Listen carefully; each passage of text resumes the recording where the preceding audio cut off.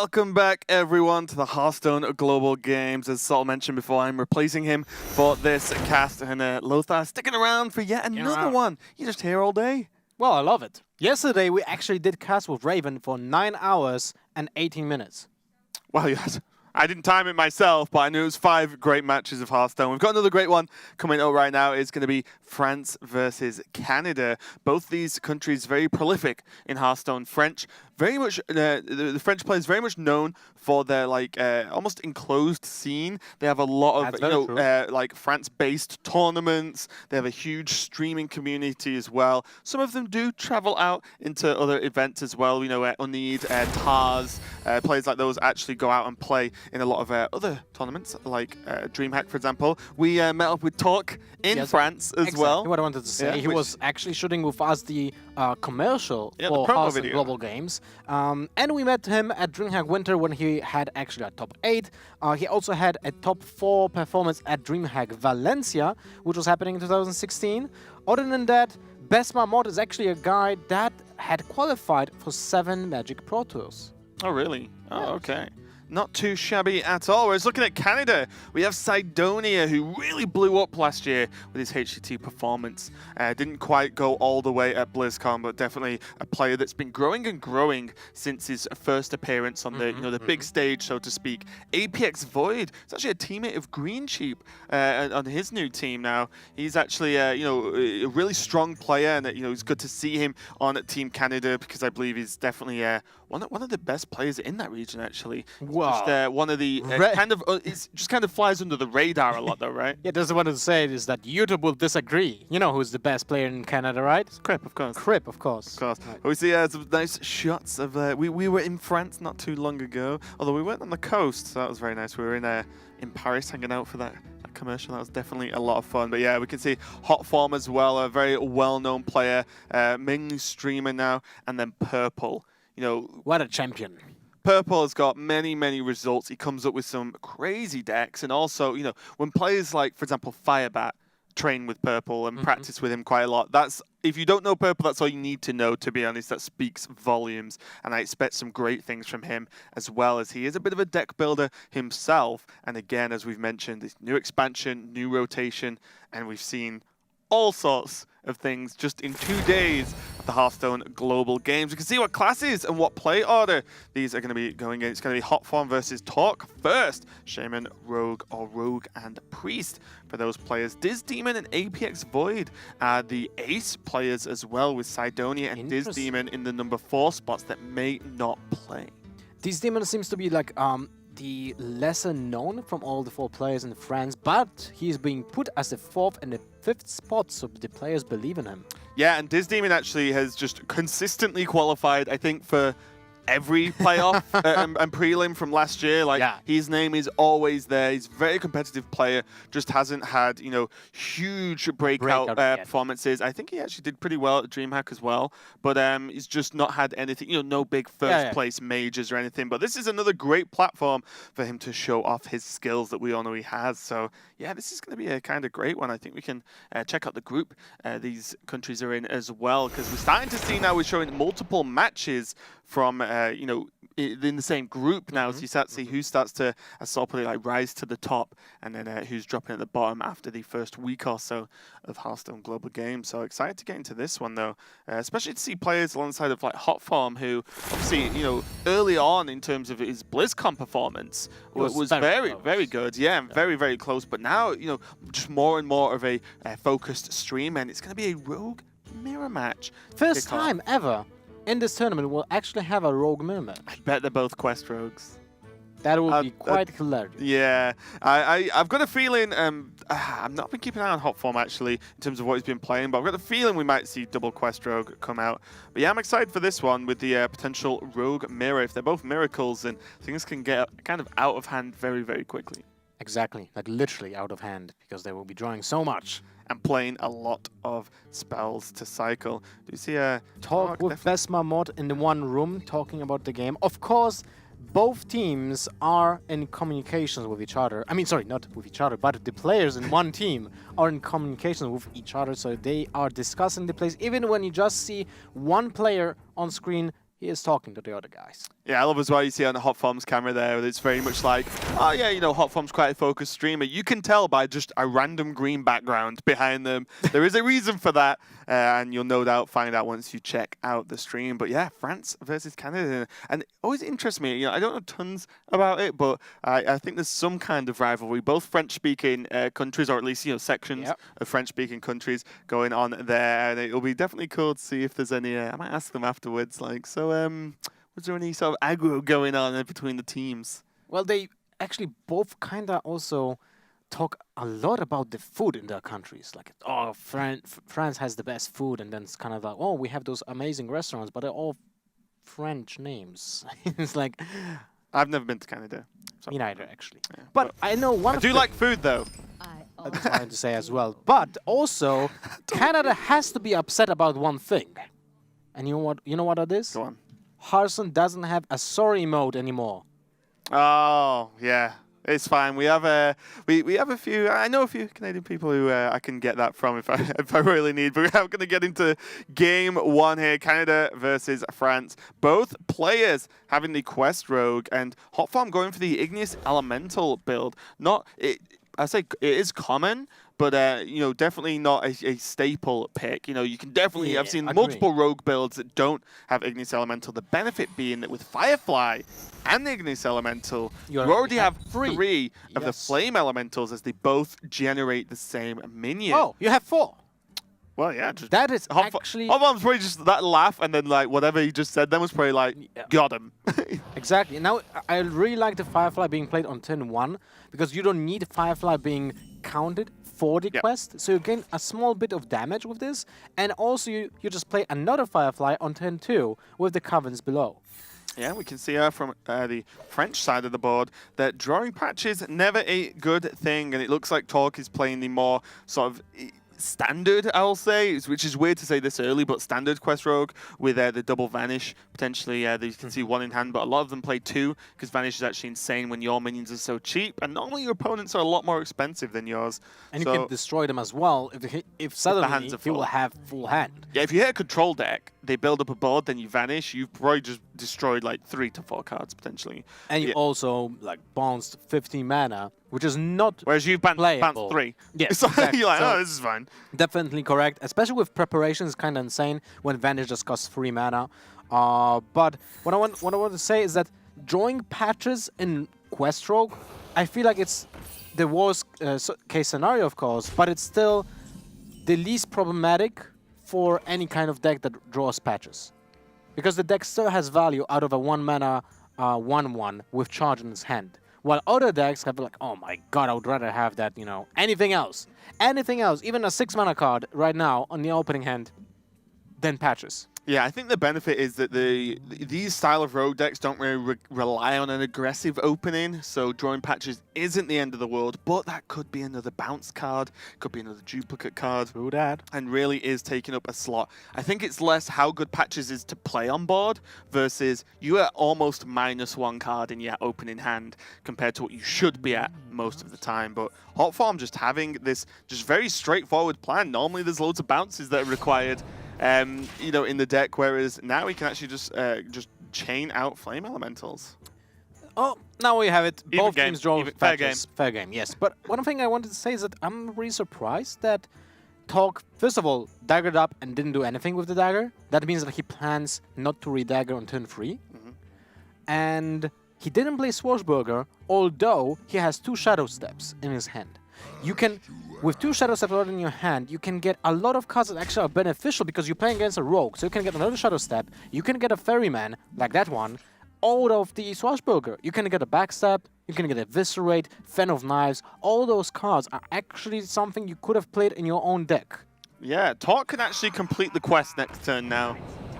With this, with Shadow Step, Ferryman, and then just play the Swashbuckler next turn. That's quite insane. Doesn't have a prep to be able to allow that to go off super early, but still, that is, considering the position he was in versus Hotform's opening, being able to just multi-bounce the Shadow Steps here and have the Ferryman on board is pretty nice. But Talk, he's way faster than Hotform right now. Yep, because Hotform, well, what's going to be interesting as well is the Igneous Elemental means there's no need for bounces now, right? Because there's 2 Fireflies, Igneous.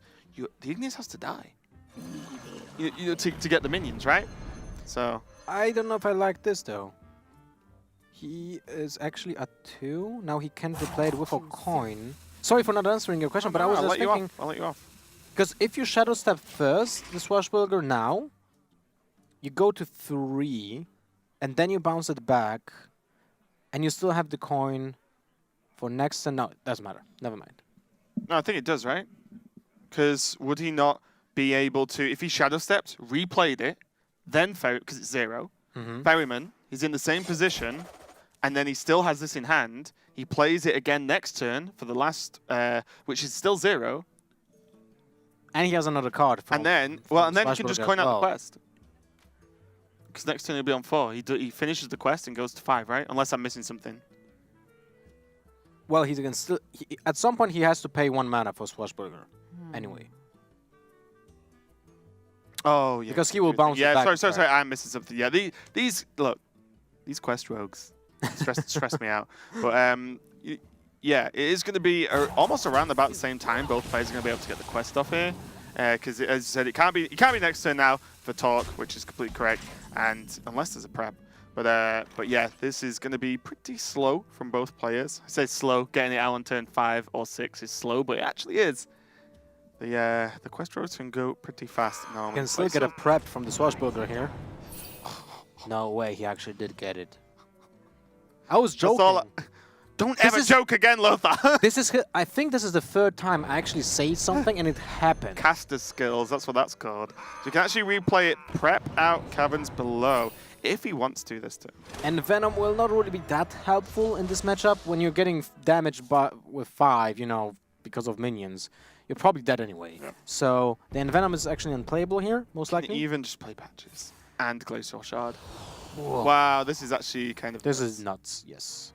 This spells GG. He can freeze the Ignis Elemental so it can't die. Wow, this game got out of control very, very quickly. What looked like a very straightforward opening from Hotfarm was just not as fast as drawing double Shadow Step Ferryman.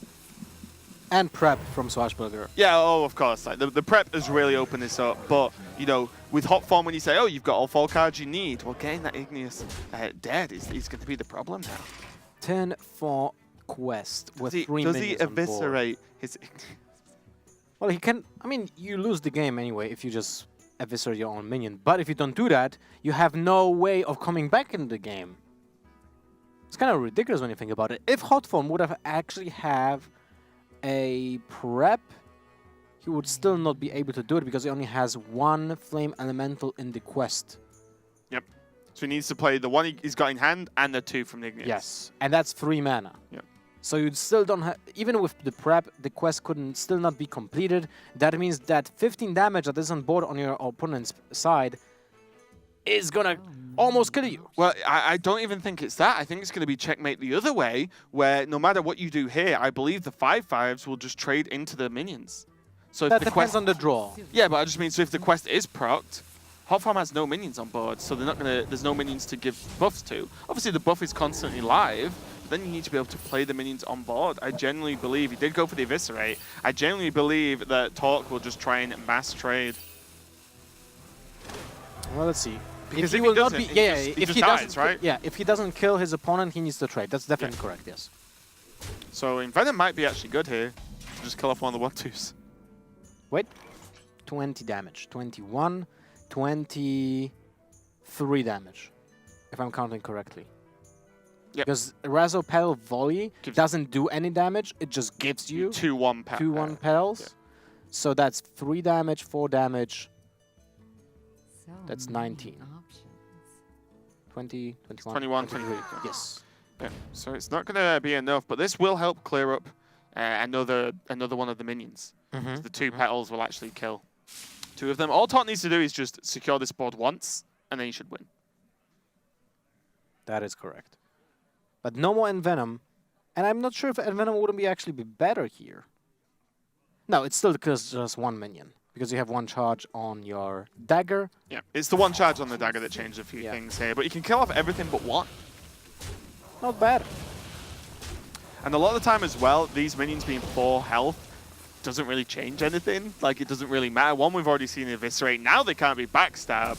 So the 4 or 5 health doesn't matter, especially in the mirror when you're either doing 1 or 5 most of the time, right? So it just doesn't make any difference here. Stone Tusk Boar is a charge minion as well, but Hawthorne wasn't short of those because he had patches available anyway. So now the best he can do is kill 2 of these minions with the quest, the patches, and then the Flame Elemental on the board. Still not terrible. Although, if that patches would have been in the deck, he would have been able to play a pirate and then charge with the patches out of the deck. Yeah, wouldn't be able to kill 3. Yeah. Well, he doesn't have the dagger, so he wouldn't be able to attack with deckhand, but at least he would build board with another minion. So there's a small difference of having the patches or not in the opening hand. Yeah, and I think the discussion Team Canada are having right now is what do we even do? And I think it's the play to just try and hang on for another turn also. And, you know, Blade of Cthulhu's going to be interesting because it's just a dead card. Pretty much like there are so many cards that the Swashbuckler could have got, but Blade of Cthulhu, turn 9, that is a long time. Like, that's too far away to make an impact on this game. To be honest, just going for it. I would rather get the cartoon and prep than not prep another card.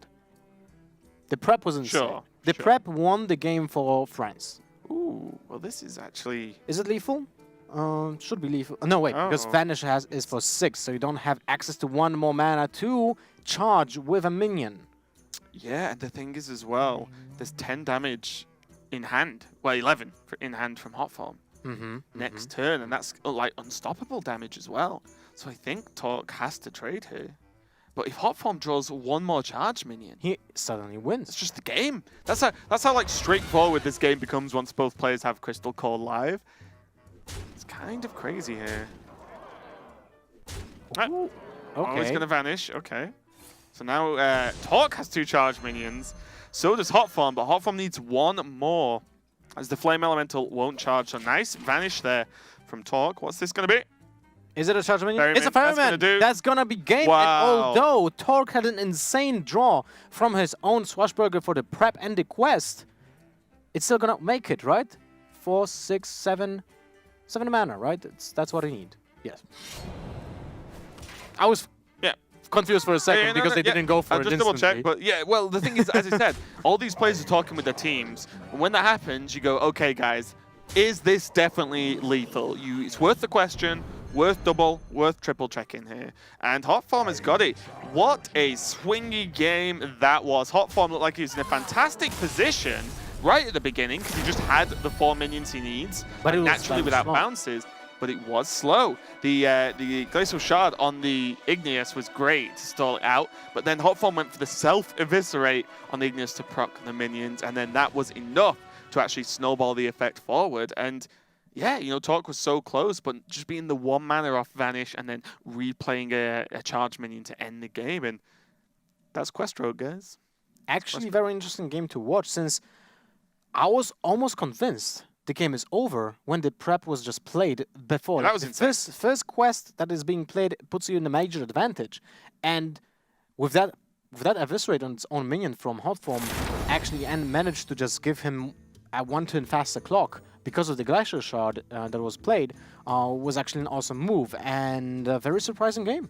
Yeah, now we're going to see APX Void go up against Anid, and it's going to be Paladin from Anid and Warrior from APX Void. We've seen a reasonable mix of Taunt Warrior and Pirate Warrior, but the Pirate Warrior today at least has been locked down pretty hard from Tice's Crawlers. Which the Golakka Crawler seems to be very prevalent in almost every single deck that we have seen to be like kind of tailored, that it can play Golakka Crawlers because it's still a playable minion. Exactly. The minion is not bad enough as like general tech cards are kind of, some are really bad if you just don't run into the thing you're teching for. But yeah, you know, Golakka Crawlers not too terrible at all. But the Paladin I'm very interested in. I was sat, obviously you could see me, but I was sat just off camera just watching the Kalento game, and I was like, I'm going to build that deck as soon as I get home after this and start messing with it, because that kind of looks fantastic to me. A lot of cool stuff you can do with Paladin, and we'll see what Anid has decided to do. We've not seen any quest Paladin be prevalent at all, even on ladder or, you know, in tournaments so far. But Apex Void is going to be on the Warrior as well, so a lot of cool things to consider here. My personal opinion about the quest Paladin is that it probably will see it maybe in the next expansion, when we'll see more buffs released as spells, because Galvadon seems nuts. Yeah, It's like- Galvadon is great. It's a game-ending minion. In like 9 out of 10 situations when you just play it, get 5 adapts, most likely will get stealth or untargetable and wind fury, whatever, 1 million attack, and then just finish up your opponent next turn. But the spells that are now being played on your minions are not really that powerful or fast enough yet. And also as well, Galvadon's one of the few quests rewards that can just be dealt with getting nothing done, right? Deadly Shot just can kill it. For example, not so much Repentance, but Repentance combined with Taunts, for example, make the Wind Fury much less impactful. Check out some extra information about the players, though. See, needs a long history across multiple DreamHacks and such, as he is one of the French players who does come out to a lot of other events there. He does play for the Gamers Origin team, quite a big French team. And wants the world to know that baguette du fromage is the incorrect way to try to speak French, and you should use baguette avec du fromage instead. I don't know if I actually spoken that out. Probably correctly. sounds better than me still, Lothar. That's fine. I'd have gone baguette avec du fromage. Well, it has a mage in it, Well, right? there you So go. it's correct. But when it comes to APX Void, he is known as one of the fathers of Tempo Mage, and is often looked to for innovations and advice for the deck. What I can also tell about him is that he is a long-time card player. He actually started playing his first adventure with card games when he was 8 years old, and that was Yu-Gi-Oh! Oh my God. You had problems with French, I have problems with English, that's why I'm a caster. So we are going to get straight into this game. There is a need on the Paladin versus APX Void on the Pirate Warrior. So it is Pirates. We're going to see what options Unid has to defend against this. Double Doomsayer seems okay. Seems reasonable against an aggressive deck, and even when you think about it, Doomsayer is pretty decent against The Zoth Paladin. Taunt Warrior as well. Yeah. Because you can just play it, your opponent skips a turn basically, because he doesn't have anything to do. All the non-minion cards are reactive, apart from Shield Block. Every other card is a reactive card, so most likely he will just skip a turn. Then you get to develop your own board, and you might take advantage of the fact that the Taunt minions have just low attack. But in this case, the mulligan was being made without certainty of what are you facing. Yeah. So just the Doomsayer, one of the Doomsayers was being kept. So this hand now looks far worse for Unid here. Tyrion, that is a long way away for 8 mana. Cairn, a little bit closer in the form of 6, but, Cairn does nothing the turn he's played, right? The idea is to stick him in, and with the Infested Tauren, pretty sure this is a N'Zoth Paladin to be able to resurrect all those death rattles. But it's just, the Infested Tauren is nice, but to be honest, 2 attack, 3 health, very easy to deal with Pirate Warrior by the time Infested Tauren comes out. The problem with the Tauren is, as you said, the low amount of HP. It just dies to Fiery War Axe, and the damage goes through. Everyone will ignore the 2/2 that comes out of it. It's not a Sludge Belcher anymore. It just doesn't soak that much damage. When you think about it, Sludge Belcher right now would have been the nuts. Yeah. Probably would have been played in every single deck, apart from Aggro Warrior. Yeah, Sludge Belcher is a very, very strong card, but look at the options APX Void has here. He can just play Deckhand and just get the patches onto the board, get it out of the deck, most importantly, and then just start chipping away. Could just go for the Fiery War Axe or just the Blood Cell. I mean, Deckhand on 2 mana, sorry, not that great. Blood Cell Raider is probably the more reasonable choice here. He could just Fiery War Axe, I like the War Axe, and then play the Raider and the Deckhand on 3. The Fiery War Axe fakes out the potential that is Control Warrior. Well, he didn't play a quest on turn 1. I think that's out of the door. That's true. Yeah. Out of the door. Quests. But, well, actually, wait a moment. He could have... I didn't pay attention to the mulligan, but if he mulliganed the first left card... Yeah, it could have been an option. Could have been an option. Mull the quest away. But it's out of the equation because the Pirate Warrior played his first pirate, and now you need knows for like 100% this is an aggro deck. The question is, if you play the Doomsayer, now it's free attack on board, and your opponent has a free mana. As actually easy way of dealing with that, even with a single card, which is Heroic Strike. Yeah, I think the Doomsayer now becomes very risky, but it depends how Unid's deck is built as well. Is there equality consecrates to then equality Has to be, Doomsayer? right? You'd imagine so, but we never know. So this Doomsayer is going to be able to be dealt with the addition of the Deckhand and Fire War Axe. And, you know, Oneed hasn't got great options here. He has Coin into True Silver or Infested Tauren. But the Infested Tauren, as we said, gets dealt with very easily. So we may see True Silver used to clean up the 2-3. There's a Consecrate, which does help a little bit going forward. The problem here is there's no way to clear all the pirates, which means Bloodsail Cultist next turn is going to make that War Axe a 4-2. Oh, and that is painful. Cultist is one of the most powerful cards in the deck, but they just require a little bit of synergy. And I would say that without the patches, the Cultist wouldn't be as powerful as it is right now. Because it gives you that synergy for 0 investment. You just had to play one pirate, that one pirate might die, and you still have a pirate on board because patches was just played for 0. Yeah, secondary level insurance policy. It looks like Oneed is going to go for the True Silver Champion, though. This is just guaranteed to do something, right? Yeah. He's going to use it, equip it, and deal with the 2-3 here. You know, there's still pirates on the board. Apex Void is probably going to go for the Cultist to get the instant value. And ooh. Okay. So this is also reasonable. If he doesn't swing this turn, he can go Bloodsail Raider and Cultist next turn. Yes, but then So he can just smoke on face. Okay, this makes sense when you don't have another weapon in hand, and I actually like the Cochrane Elite more because of that. When I think about it more, the curve out on 5 might be way more important than just one swing of the weapon right now, just because of the fact that you don't have another weapon. Like, if you would have had an Arcanine Reaper instead of the Heroic Strike, I would probably go with the Cultist here and just swing with the weapon. But here, you are just way more efficient with the damage because of that fact. Still, the Cultist just dies to True Silver Champion. Yep. So it doesn't really buy that much damage. In this case, you would have to be pushed to swing the True Silver Champion into the Cochrane Elite, and that deals 6 damage, and not just 1. Because of the Cultist would just, you know, deal 1 effectively. Yep.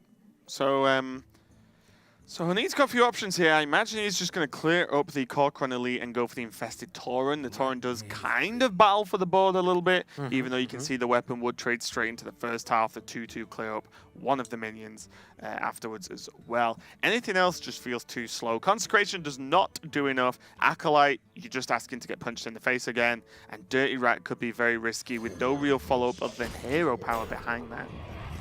Still doesn't look great for Oneed and French team. He is edging closer to that Tyrion, though. Just slowly but surely, but a little bit closer. Still Captain 14. Greenskin. I mean, that's also a good card. Captain Greenskin. But still, you go for the multiple minions because it's 1 turn away from Consecration with equality. So cards like Cultist or Bloodsail Raider are outside of that range. Also, as well, this is just the harder combo to get off. Yes. Like, Captain Greenskin just does the buff like this, the upgrade style buff on its own. It just does it. You know, you play the card, get the buff. Whereas this, you know, you want to chuck it on while you can, where you can get the most value. As you said, it does dodge the equality consecrate as well. But it will most likely require a trade with the deckhand this turn, just to play around the Consecration. Yeah, the deckhand's done the work, right? You kill the 2-2 as well. You hit with the weapon, use the deckhand to clean up the ooze or the slime, and then you have what, like 9, 10, 14 power represented. With the Heroic Strike? Yeah, without minions or anything else in hand, just 14 damage straight up. Let's see what will happen if the deckhand trades or not. Patches will deal the 1 damage to the face 100%. Now it's all about the deckhand. It goes face, so he will lose the Raider to the Consecration if it happens.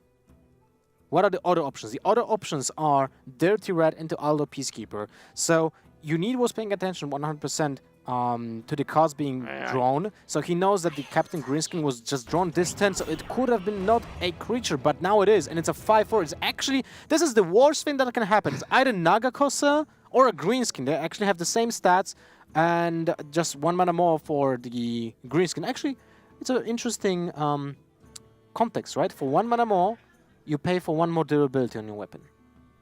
And a guaranteed durability, because Naga requires a... Oh, no, no, it just requires weapons. It, right? Yeah, it's exactly so you're right, the same, you're right. but it gives one more mana for the durability and the extra swing. But anyway, without our Peacekeeper drawn, this play looks way, way better than just the trade Consecrate. Because now you can just deal with it over a couple of turns. Dirty Rat is a pain to deal with. And any minions that actually attack Dirty Rat, other than the small ones, of course, actually soften them up for Consecrate next turn to clear the board anyway.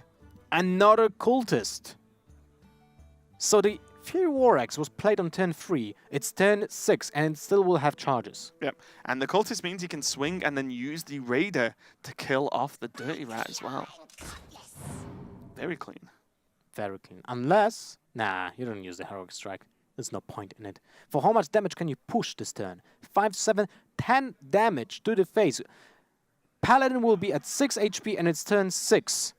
I wonder if APX clears all of the minions off because of Spite Ridge Steed. Well, he didn't do that with the Tauren.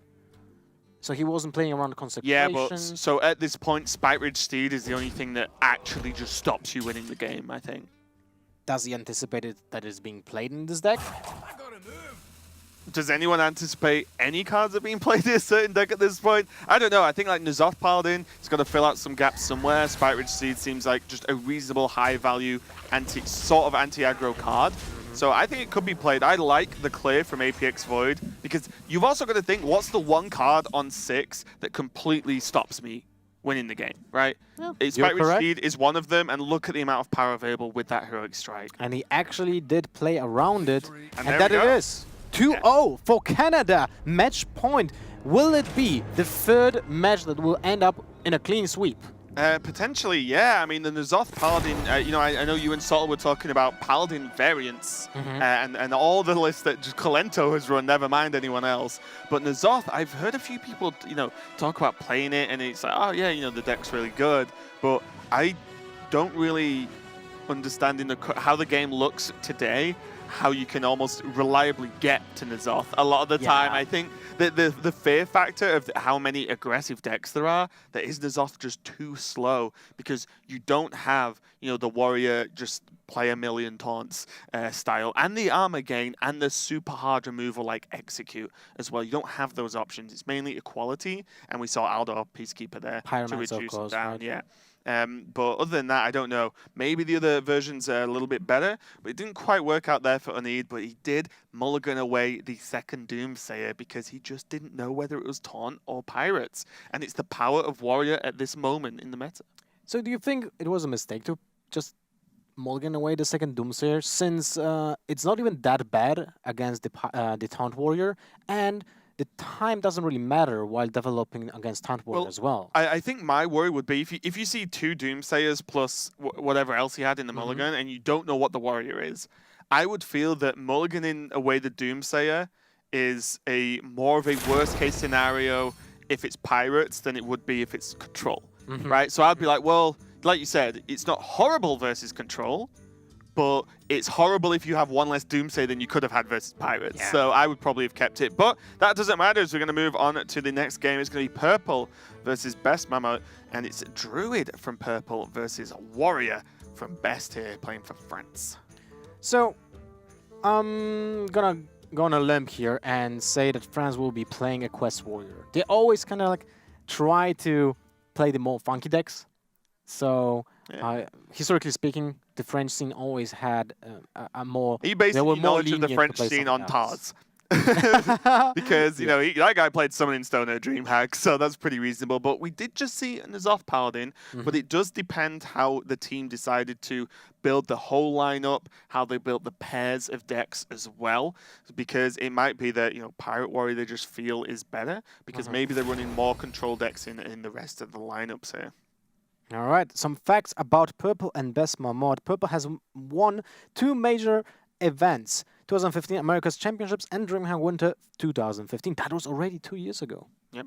I feel like me and TJ are in sync with some of these information. Like Purple again mentioned that his Firebat is one of his practice partners, along with many other top tier players. And Best Mama is actually on a team with Pavel, and now on the French team with Talk, and his outside of Global Games Hearthstone team as well. So that's kind of cool. I know he's a big name in the French scene as well. So we'll see how this one goes as Druid versus Warrior. Did you see Best Mammoth talked about cheese and wine of France? I told you, everyone in France is kind of crazy about food and stuff. I've been to France a few times, and I'm crazy about their food too. It is kind of great. Seems good. Anyone who talks about foods and appreciates it is good in my book. You got something nice to eat last night, didn't you? What did pick we the eat? food. Oh yeah, right. I picked everyone actually. Me, Sotel, and Raven had exactly the same dish.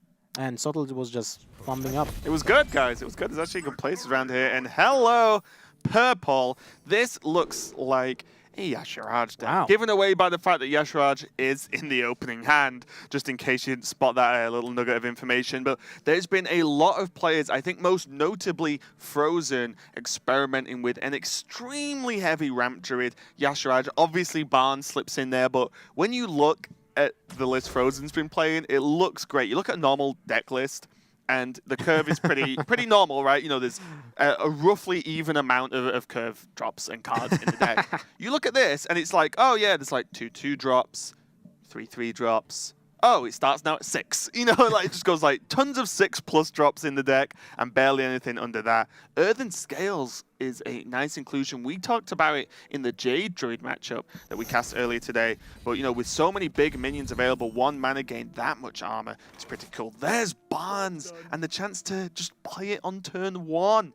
With Ishar, turn 1, kind of crazy, right? Do you do it, Lothar? That's my question. Well, with my experience in Ishar, even when you have only 4 minions in your deck, you're not going to hit it reliably. So that just screams lack of confidence to me, Lothar. It's all about that. Just turn 1 it, you get Yasharaj, win the game. Next. Too much Madame Goya Shaman, man. Well, but this could just straight up win the game. Yeah, of course. And then it's a high roll that can just give you a free win. But I wanted to say, not only Purple is jacked as hell, but he also changed his skin color to actually purple. Yeah, he's just role-playing. Subtle would be proud, no doubt. Double Primordial Drake in the opening hand shows the kind of high curve that this deck is going to run. I'm excited to see what the big drops. Purple not going for the Raven style play of all in every single time. I'm the type of guy who just spams Astral Communion even at the worst case scenario just to see what happens. The Deity Rat might be detrimental in this game, although if it gets Barnes. If it no, not that. It can be played on turn 7, example, with a Brawl. Yep. Or later on. And then it gets out a huge minion, it gets killed with no, like, you know, real effort. That's actually amazing. Well, it's what's swiftly becoming the standard setup for these control warriors is that you build up your taunts to just delay the game, then you go Dirty Rat, Brawl, and then play Sulfuris on 10, and then you can start just setting up for, you know, your hero power then dominates the board. Do you see the Giant Anaconda in the hand as well? Another card that, again, wasn't on Frozen's list, at least, where this death rattles and pulls out a large minion from your hand, I believe. Yes, from your hand. It just gets you a 5 attack minion or more on the board.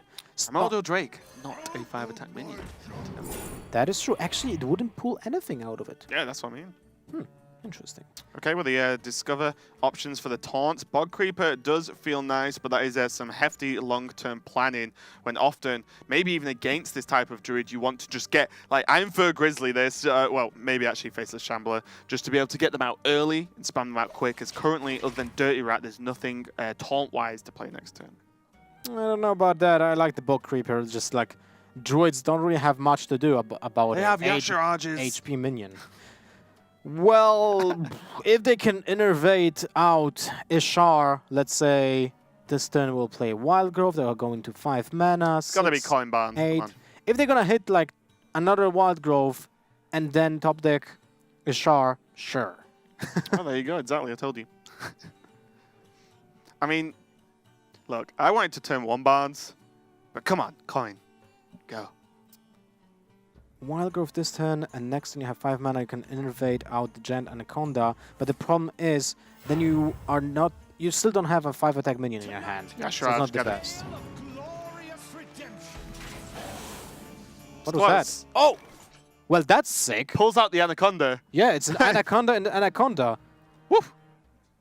People from the 90s are like, where's Jennifer Lopez?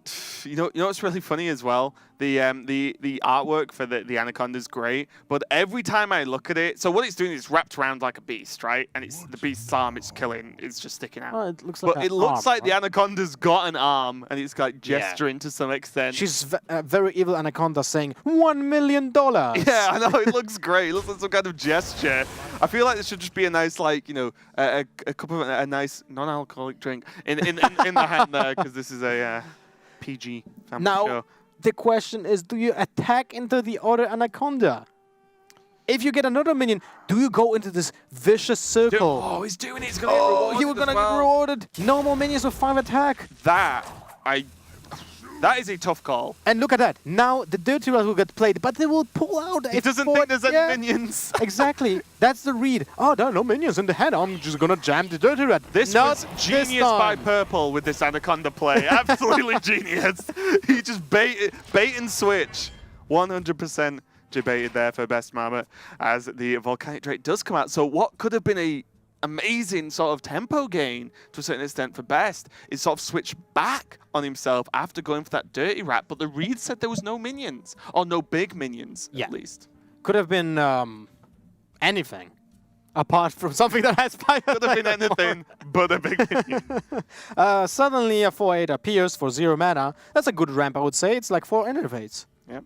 He could go a little bit wider with Maya Keeper now, and this will put him in a position to innovate out another Primordial Drake next turn as well, which could help out, but also Purple needs to be very, very conscious of the brawl, right? You don't want to go so heavy on the board that one brawl will wipe you out, especially when only one of your minions is big at this point. You know, the other 2 minions that could survive a 3/3s, that's not going to cut it versus Control Warrior. Definitely correct. And if you would like to kind of overextend into a brawl, but not really, he has to get the second Anaconda and another minion in his hand. Yeah. Death Rattle's often the way to make that brawl a little bit less brutal for you if you end up losing them. Ali Armsmith gonna hit the board. Doesn't look as intimidating on 5 as normal when there's a Volcanic Drake chilling. Oh my god. Imagine if that would have been in the hand and the Anaconda just died. Suddenly a Deathwing appears with no drawback, just a 12/12 chilling on the board on turn 5. It just would have been great with Barnes, 1/1 Anaconda. Okay, let's kill the Anaconda. Into another Anaconda. Okay, let's kill that Anaconda. Oh, Deathwing! Already though, to be honest, you can see how this deck can kind of just get out of control, right? You know, the minions are so big and there's a couple of chances to get them out. Even Innovate Anaconda on 5 could really start to snowball the deck. Definitely correct. Now there's a way for the Besma mod to clear the board and play Bog Creeper next turn. The Sleep with the Fishes alongside Acolyte of Pain and Whirlwind actually draws you 2 cards as well. But then you destroy, of course, the Acolyte of Pain. But it's still okay, right? I mean, I'd be okay with that. Yeah, who cares, right? Yeah. Acolyte isn't exactly going to get some good trades against this deck. You want to get the draw out of it anyway, so it can die. And also, let's be honest, probably the strongest Sleep with the Fishes you're going to get. Against this deck, right? Yeah. It's probably doing the most work it's ever going to do. Draw you 2 cards as well. Curator, going to be nice to actually start to refill the hand here. There's a brawl as well. The question is, how many dragons is Besma mod running? He didn't draw any yet, right? Okay, so there's not a problem. He'll definitely draw at least 1. Also, bear in mind, there is no quest for Best Mammoth here. So he is not going to stack the quest. He is not going for Sulfuras. And that might have been a nod of presuming it was aggro druid. Yeah, definitely. Definitely not to that. Because of the fact that against an aggro druid, if you play quest on turn 1, because of that, you might just die. Yeah. Because you have less chances to get Fear War Axe and or a Taunt minion, or even maybe an Ammo Smith. You know, it's important to have that 1 more card against aggressive decks. Few options now. Nothing quite feels great here. Although, you know, the Bog Creeper, I think I like the Curator this turn. On curve, still doesn't die to the Drake and just starts to, you know, fill your hand a little bit more, give you more options for the following turns. Seems like it. Yeah, I like it as well. Also, it depends how many beasts he runs as well, because he could play Direhorn Hatchling and let it die, and then Bug Creeper, and you might draw the 6th. Well, he plays Direhorns 100% and has a Deathwing of his own. Okay, is this match going to be whoever plays Deathwing first loses because the second Deathwing wins? Might happen. Who knows? It's for guests only. So for Purple, that's a good giant Anaconda. For Purple, it's actually important to pay attention to the dragon that was being drawn from the Curator, because if there will be at any point of the game a good situation to play Primordial Drake and they will not get played, that means that's a Deathwing. Yeah, more likely. It's definitely not as your Drake. So I'll tell you that for now. Yeah, unless someone is cheating and just pulled it out of his sleeve. Yeah, no, these Deathwings are going to be very, very impactful. And now there's also a strange decision here in the next couple of turns for Purple, is that maybe he wants the Deathwing effect, all of his top decks are actually should be on average pretty strong, I right? agree. Because his curve is so high, and he might need it to clear a bigger board from Best Marmot here. So it's very tricky because if he plays the Anaconda, Deathwing is the only minion that gets pulled because Ysera is only 4 attack. Yeah, and then it gets overextended. It could just be pulled Whirlwind, like Whirlwind Execute, and you're like, oh no. Exactly. Wow, this is very, very tricky, this matchup. Oh, look at that. Best Marmot actually pulled a Primordial Drake, so all I said about Primordial Drakes doesn't matter now, because he can actually have 2 in his hand, if he plays the one that he has it. Yeah, imagine he's going to hold on to the Drake, though. Drake's actually really nice for turn 10 execute combo. Yes, definitely. It sounds expensive. Or the Sleep I've got my 10 mana combo to execute. But yeah, exactly. Any sort of damage, proccing effects like that are going to be really nice because it sort of stabilizes your board because the health is just so high on that thing. And, you know, removes a big threat in the same turn. So imagine this might just be a, you know, Bog Creeper, maybe the Oni Direhorn plus hero power. You know what can happen? Best Marmot actually can draw the quest when he doesn't have enough taunt minions in his deck anymore. Yep, that's one of the prices you may end up paying if you actually mulligan away the quest. Such a weird deck. Every minion has taunt, so effectively not a single minion has taunt. Deathwing number 2. The more I see on this deck, the more I'm guessing this is extremely close to the version Frozen was running. I'm guessing Purple either made it with him, practiced with him as well to build the deck. It wouldn't surprise me at all. And yeah, the double Deathwing combo is just signature.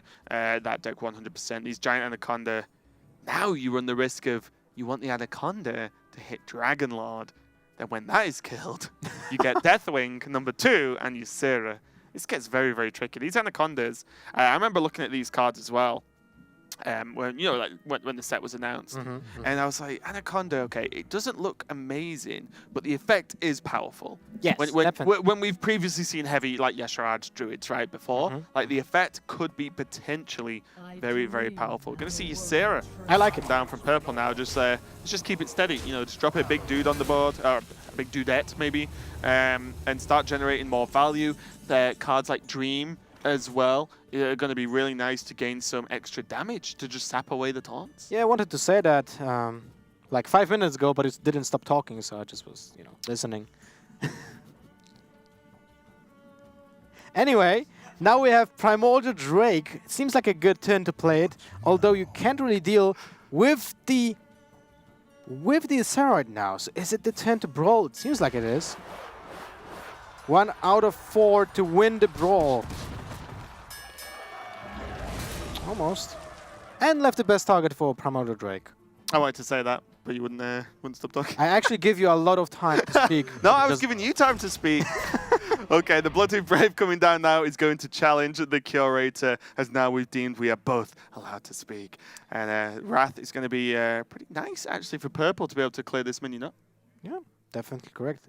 Is he even playing any kind of spell damage creatures here? Not really, right? Azure Drakes are not in the unless there's randomly a Malagos. Might be the case, right? And we've seen no spells, though.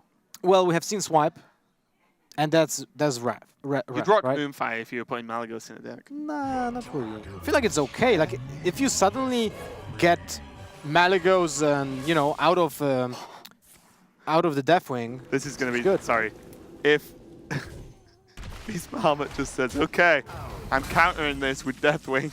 It's just like, we get full Deathwing on Deathwing action. It's like Godzilla versus Mecha Godzilla. Yeah, it's really weird. It's like, what Gojira, sorry. What do you do? A couple of options here for Best Marmot is he can play Stonehill Defender, the Direhorn as well, and just create like you know, roadblocks for Deathwing to keep trading into, because he kind of needs the execute for whatever Dragonlord, Deathwing Dragonlord is going to pull out onto the board, if anything. Or you take the risk that there's no dragons available. That's one thing, but for Best Marmot, the long-term plan is that if there's a Deathwing being pulled out of the Deathwing, then he has the Deathwing of his own to deal with the Deathwing, and then Purple doesn't have any answer to the Deathwing. He might play Naturalize. I use 6 times Deathwing in one sentence, and you didn't even react. I'm used to it. I'm used to it. It's fine. Right. There's a lot of Deathwing going on. Massive! I love this animation. I know we talk about it every single time, but it's just so cute. Okay, so Best Mama is going to go with the speed bump tactic, at least for now, to open. Is he a car? Options.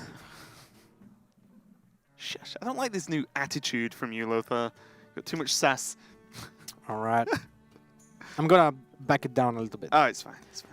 Nourish. So the card draw mechanic for the deck to get more big minions, because why wouldn't you? Your entire deck is big minions. You can just pull them out already. And you can draw more dragons.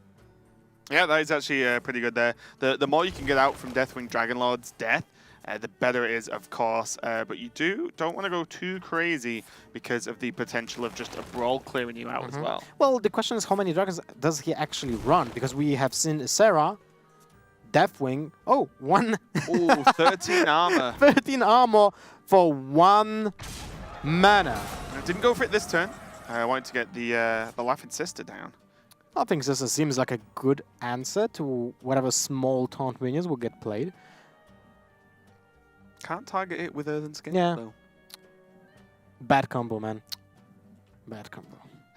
Okay, so I think this might just come down to the Deathwings. It might come down to the fact we that were joking about it earlier, but I really think it might come down to the fact that there's no quest for Best Mammoth for. Can we see how many cards do we have left? Not too many. I would say like 12. Might be around that. And we have 1, 2, 3 taunt minions in the hand. Two of those actually in the hand. So not that many left in the entire deck. I'm not exactly sure if he has enough to pull the deck. Yeah, I don't. He might not actually. He might not get pull the quest. Point. Yeah, to prot the quest. He might not get to that point at all. Second Earthen Scale means that. Where's the shield slam? That's just a lot of armor. That's just a lot of armor. Where are the shield slam for the druid, man? That seems kind of OP. Yeah. Do you ever just can and play them both now? Just to get that kind of on the Deathwing. I mean, to get that kind of value. The amount of health, I don't think like it matters that much. Because you know there's no quest. Fatigue games, man. Fatigue games. I like this. Like, how often are you going to gain this much armor and this much value from 2 mana? And what it means is you positively trade into the Drake. Yeah, that's true. That's true. So you're not dead with the Drake, and you've just gained 27 armor. Kind of crazy. Now Best Mama, without the Warrior quest and the Ragnaros Die Insect hero power, has to effectively kill purple twice in terms of damage. Hey, they played enough of Contra Warrior Mirrors to know how to do that. And now Ken makes the trades kind of awkward because, oh, okay, it's going to go for Sleep with the Fishes, going to see the Deathwing get played, and not going to be able to play Deathwing himself this turn, but he does have Lord of the Arena or the Diehorn Hatchling here. Clears up the Deathwing with the Execute, of course. I forgot he can't had develop anything on the board. It's fine, he's got Fire Plume's heart. Yes! Let's go. Fire Plume on turn 16. And he has still 2 taunt minions in his hand. The question is, how many does he have in his deck? He has. And he has only 15 HP. One's going to be shuffled from the Hatchling. Yes, all right. So let's we know 3. That's 3 at least. So what do you favor here? The Shah or this Anaconda? I think a Shah. You slam a Shah, right? I think Anaconda. It's enough pressure, right? Anaconda's enough pressure, and if it gets killed, Yasharaj hits the board and then wins the game. But Anaconda doesn't deal with most of the taunt minions on its own, right? You have Swipe but you have Swipe of Yeah, that's what I mean. Yeah. Okay. Drop Anaconda because that is easily enough pressure to finish out this game. And even through taunts, because of Wrath and Swipe, if the board is brawled, or the minions are forced to be dealt with, Yasharaj hits the board. Great, 10-10. Yeah. I think Purple is very much setting up checkmate with this play, and we'll see how it turns out. His Best Mammoth doesn't have many options, and he might just have to risk a Deathwing. Let's go, Purple. Drop the 30 bomb with the 30 armor. Okay, now he doesn't. He can play Lord of the Arena and Bloodhoof Brave, or Hatchling Bloodhoof. Being able to play 2 taunts this turn versus 1 changes everything. Still fine, because Purple just can easily deal with both of them. Use his hero power as means of trading, and that's actually great. Yeah, but the difference here is being able to play 2 taunts. 1 starts towards the quest, and means he can put 2 roadblocks in the way. Whereas if you just Deathwing, there's 3 taunts gone. Yes, he's probably not doing that quest. Yeah. Whereas this, he might still have a chance. Moonglade Portal. We didn't see that being played in any competitive decks yet. Seems like it found its place right now. Yeah, it is in this list because there's just not as much healing available. And it's really nice as well because the minions are just pretty big from there. Although I did play against someone today who got the, I can't remember the name of the card, but the 1/1 that summons a 6/6. Oh, the Ogre.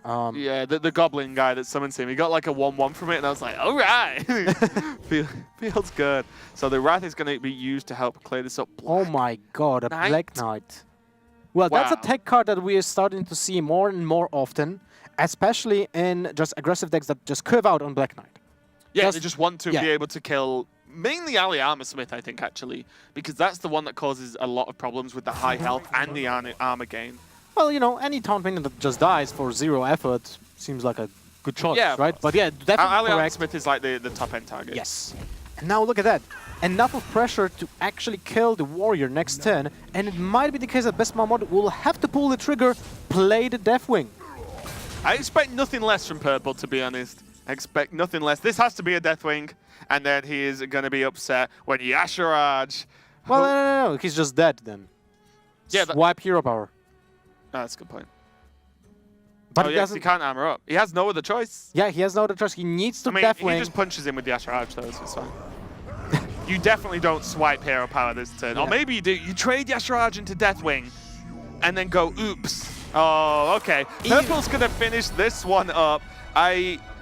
There's a reason, you know, players like Purple, Frozen, etc. have been talking a lot about this version of Druid. We've seen a lot of aggro Druid, but these guys do not mess around when it comes to deck building, and you can see why. Frozen, kind of like a Druid specialist. He played a lot of the Aviana Kun combo Druid, so you know he loves this deck. Purple just, yeah, it felt like it was almost like a hard counter pick against the control warrior. It didn't help that Best Mama Mulligan Quest because, to be fair, you've got to... The majority of Druids are aggro, right? So, you know, the logic behind that was completely valid. But yeah, that plus just the deck in general, the Anacondas coming out early on was enough to overrun him. He didn't even need the second Anaconda, like for the Ishar, because of the swipe. He put so much pressure on the warrior that even without that Ishar pull out of the second Anaconda, he would finish up the game after the Deathwing, which is kind of insane when you consider you're playing against a warrior that plays taunts all the time and has armor up, right? Yeah, and Canada have just pretty much obliterated France here, 3-0. The first game, Hotform versus Talk, was on a knife's edge, basically, with that the double Quest Rogue, like the Quest Rogue mirror, should I say, was very, very close. Even we were like, oh, it looks like Talk's got it. Yeah. Oh, never mind, Hotform wins, because that's very much how that deck sort of plays out. But the other games after that, Canada looked very, very confident. We didn't even see Cydonia play. And Cydonia's, in terms of competitive pedigree, is one of the highest there in the Canadian team. So 1-0 for Canada and France at the bottom of that group. Let's say about that, about Cydonia, because he didn't have to play, but he is known for actually sweeping an entire team by its own, like he did against China when he actually penta-killed an entire team. Yeah, and something we've pointed out as well when you look at this group as one of the groups of death is, you know, Canada versus France. There's still Belgium, Denmark, Kazakhstan, Malaysia, all great Hearthstone countries. So any losses in this group, there is no, oh, okay, this was my hardest team to go against, we'll win the others. Because no, they're not that much easier, if easier at all. It's a tough group. That is an insane group. Losing at any point, it could be detrimental for these teams trying to qualify out. It's absolutely insane. Good matches, by the way. Amazing matches. Interesting decks. The entire day is filled with surprises when it comes to deck choices, and I love this expansion. Seems like even though we have hyper aggro decks, like the Pirate Warrior, like the Quest Rogue, well, it's kind of like an aggro, right? Yep. We still have aggressive. We have still the other spectrum for the control decks, for mid-range decks, for insane druid decks like we had right now, and it's super fun to watch. Or the priests. Yeah, exactly. The amount of decks being built and played around with is a lot of fun, and the fact that I'm pretty sure this isn't just a thanks, mate. Pretty sure this isn't a short-term thing. I think there's a lot of decks that are going to continue to be viable. But we are going to go for a very short break while we settle the next match, the best match of the day. No doubt it's going to be UK versus USA, so don't go anywhere. I'll be right back.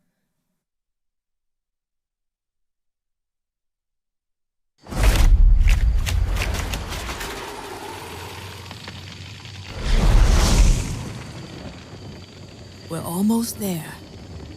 Quiet down, everyone.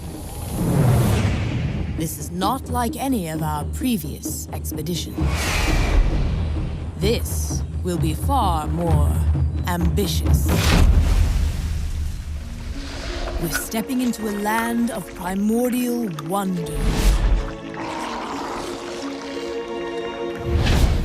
Infused with astonishing elemental energies. The plant life here holds very unusual properties. So don't touch anything. And while you may be excited to see the local fauna, you might want to make sure they don't see you. Because their powers of adaptation are devastating.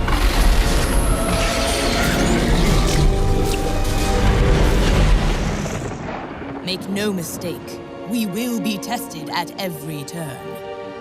But if we stay on our guard, we might just survive. Now then, are you ready? Then let's journey into Ongoro Crater.